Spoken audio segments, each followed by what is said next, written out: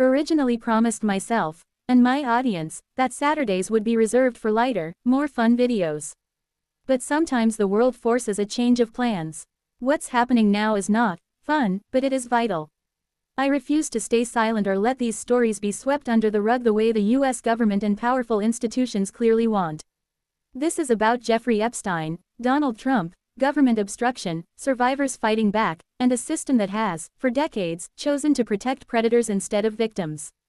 There is horror here, but also a sliver of hope, a small but powerful movement of survivors determined to bring truth into the light.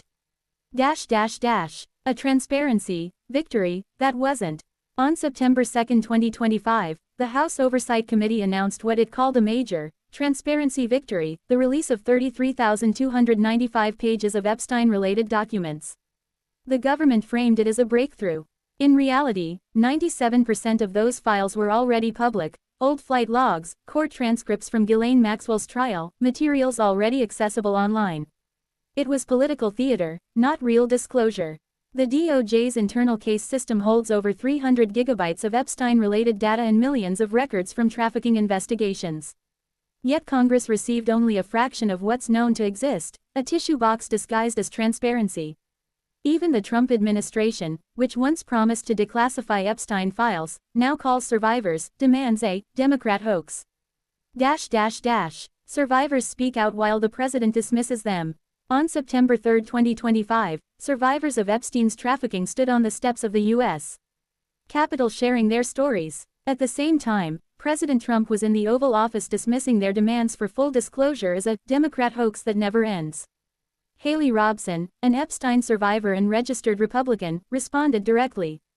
Greater than, Mr. President Donald J. Trump, I am a registered Republican. Not that that matters because this is not political. However, I cordially invite you to the Capitol to meet me in person so you can understand this is not a hoax. We are real human beings. This is trauma. The spectacle of survivors begging the president to acknowledge their humanity is one of the most gut-wrenching elements of this story. The survivors, counteroffensive. Faced with endless government delay and obstruction, survivors are taking matters into their own hands. Lisa Phillips, a survivor who hosts a podcast for victims, announced. Greater than, several of us Epstein survivors have been discussing creating our own list of names. We know the names. Many of us were by them. This is unprecedented. Survivors risking retaliation, defamation lawsuits, and personal safety to compile a list of powerful men they say abused them. Representatives Thomas Massie and Marjorie Taylor Greene have offered to read those names into the congressional record, using their constitutional immunity to shield survivors from lawsuits. In an environment where wanting transparency is labeled a hostile act by the administration, this is an extraordinary display of courage. Virginia Giuffre, the voice silenced. Virginia Giuffre, née Roberts, was one of the first and loudest voices exposing Epstein's crimes.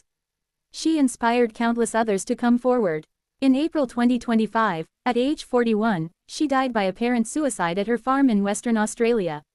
Her family's statement was heartbreaking. She was a lifelong victim of sexual abuse and trafficking who lost her life after years of fighting for justice. Giuffre's memoir Nobody's Girl, due October 2025, is her final attempt to ensure the truth is not buried with her. The birthday book, and Trump's coded note. As if the survivors' testimony weren't enough, new evidence keeps surfacing. On September 8, 2025, the GOP-led House Oversight Committee received a 238-page leather-bound book from Epstein's estate, a 50th birthday album compiled by Maxwell for Epstein in 2003. Inside, Democrats released the most explosive page, Donald Trump's contribution. Trump's note to Epstein contained 1. A hand-drawn outline of a naked woman's torso signed, Donald. 2. A typewritten, cryptic exchange suggesting shared secrets between the two men. Greater than, there must be more to life than having everything. Donald. Yes there is, but I won't tell you what it is. Jeffrey. Nor will I, since I also know what it is. Donald. We have certain things in common. Jeffrey. Yes we do, Donald. Enigmas never age. Have you noticed that, Jeffrey? The note ends. Greater than, a pal is a wonderful thing. Happy birthday, and may every day be another wonderful secret. This isn't casual friendship, it's coded intimacy during the height of Epstein's trafficking operation. Maxwell's emails. the quartermaster revealed. On September 11, 2025, Bloomberg revealed 18,000 emails from Epstein's Yahoo account, 650 of them with Maxwell. They prove she wasn't merely his property manager, she was running logistics for the trafficking empire. In 2008, she helped Epstein choose which child sex charge to plead guilty to. A spreadsheet documented $1.88 million in gifts to victims, lingerie, Western Union transfers, Thai massage lessons, and more. She planned a fertility procedure with Epstein while police were investigating him for abusing a 14-year-old. She strategized media attacks on Virginia Giuffre in 2015, distributing juvenile records to discredit her. Every word Maxwell told federal officials about her diminished role after 2008 was a lie. J.P. Morgan, banking on abuse. For 15 years, J.P. Morgan Chase processed more than $1 billion in transactions for Epstein, long after he became a registered sex offender. Internal emails show anti-money laundering staff repeatedly warned he was likely trafficking minors. Executives overruled them. Why? Money and connections. Epstein delivered billion-dollar clients to the bank. Senior executive Jes Staley personally visited Epstein's properties and sent emails referencing Snow White and Beauty and the Beast, chilling code words in this context. Even after Epstein's 2008 conviction, J.P. Morgan gave him new loans and kept his accounts open. Only after his 2019 death did the bank retroactively file thousands of suspicious activity reports. No senior executive was fired. As trafficking expert Bridget Carr put it, the ultimate message to other financial institutions is that they can keep serving traffickers.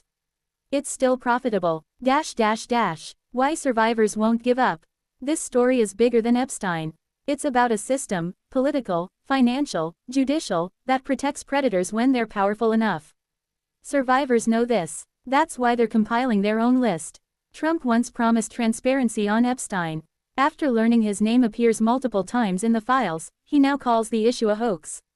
Survivors are undeterred. They've seen what happens when you trust the system to deliver justice. As one survivor, Anusa DeGiorgio, said, to be clear, the only motive for opposing this bill would be to conceal wrongdoing. You have a choice. Stand with the truth or with lies that have protected predators for decades. A brief aside, fixing the photos of a broken world. In the middle of all this darkness, there are still small, human moments. Recently, while preparing a post with my wedding photos, I realized many were marred by bad lighting. Using FaceApp, I brightened them, softened harsh shadows, and added a touch of blush, nothing extreme, just enough to feel like myself again in those pictures. It's become a surprisingly essential little tool for moments when everything about the memory was perfect except how the camera captured it. FaceApp's Pro version lets you adjust lighting, smooth out temporary blemishes, and polish photos naturally. You can try the Pro version free for 7 days, link in description or scan the QR code. The stakes. We're 6 years past Epstein's death and 4 years past Maxwell's conviction. Survivors still beg for truth while the powerful protect themselves. Yet the survivors are not giving up. They're compiling their list. They're speaking truth to power. Until every document is released, until every enabler is named, until justice is more than a word tossed around during campaigns, survivors will keep fighting, and so will I. Because, as Lord Acton wrote, power tends to corrupt, and absolute power corrupts absolutely. Great men are almost always bad men. And as Martin Luther King Jr. warned, the ultimate tragedy is not the oppression and cruelty by the bad people, but the silence